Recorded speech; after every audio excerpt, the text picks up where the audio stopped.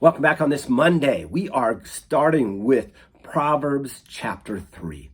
As we look at this chapter, this really falls a little bit more into the quote-unquote normal style of Proverbs.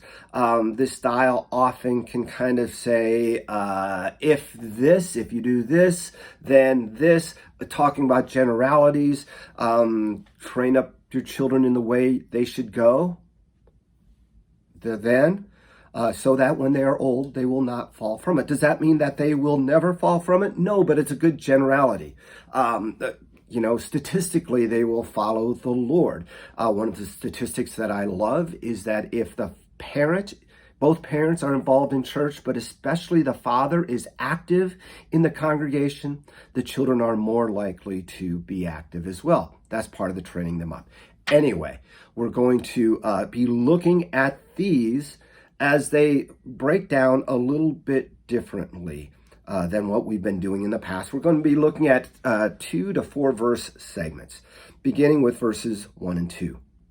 My son, do not forget my teaching, but let your heart keep my covenant. For lengths of days and years of life and peace they will add to you. Notice the poetic structure here, the parallelism that there is. Son, do not forget my teaching. Let your heart keep my commandments. Again, very similar. And also notice, my son, do not forget. We're going to see that other places as well. And then it does the do, or what will happen, the result.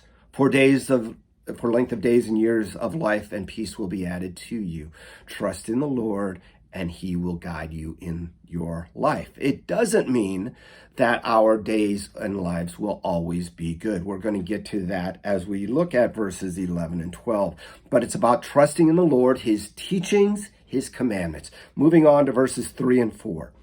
Let not steadfast love and faithfulness forsake you. Bind them around your neck. Write them on the tablets of your heart, so that you will find favor and good success in the sight of God and man.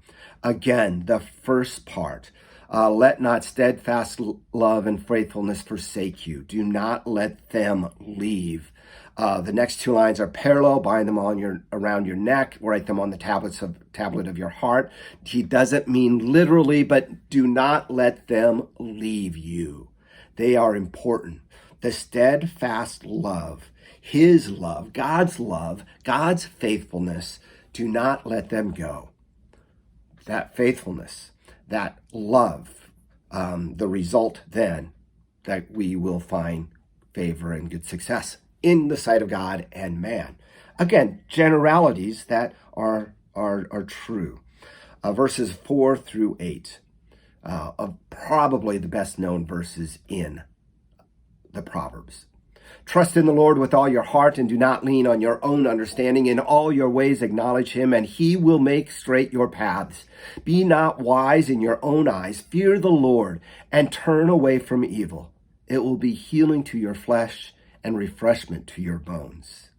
Now, in the Hebrew, these 4 verses are connected together. All the others just have 2 connected. And I see this as a type of parallelism between the first 2 verses and the last 2 verses. Trust in the Lord with all your heart.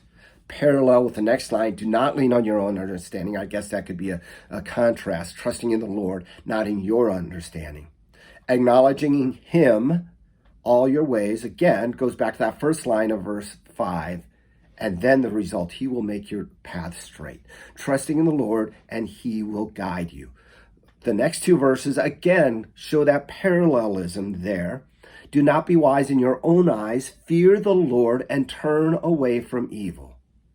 It will be healing to your flesh, refreshment to your bones. The healing that he's talking about that here is comfort in him, the comfort that he gives to us as we trust in him. Verses 9 through 10. Honor the Lord with your wealth and with first fruits of all your produce. Then your barns will be filled with plenty and your vats will be bursting with wine. Another part of trusting in the Lord is trusting in him with all your possessions. Honor the Lord with your wealth. Be generous.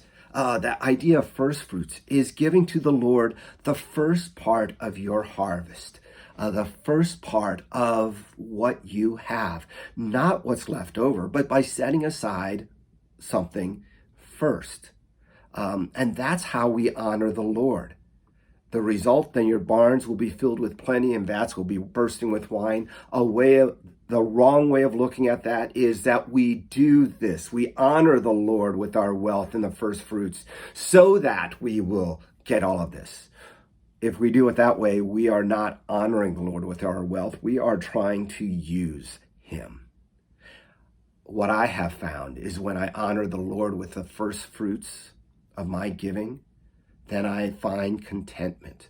I might not be wealthy, but I have what I need, and I am content with that. Moving on to verses 11 and 12.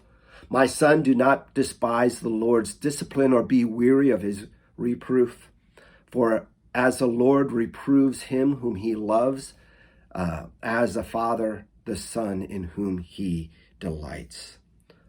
Again, looking at this is parallelism, the Lord disciplining those that he loves, just as the Father does in whom he loves. What do all of these have in common? They all have in common trusting in the Lord. Trusting in the Lord in starting at the bottom, in spite of the discipline we receive from him, with our wealth, with all our heart, in understanding, in our love and faithfulness that he has for us, and obeying his teaching. It's all about trusting God and who he is and what he has done. We'll continue with Proverbs 3 tomorrow. We'll see you then. God bless.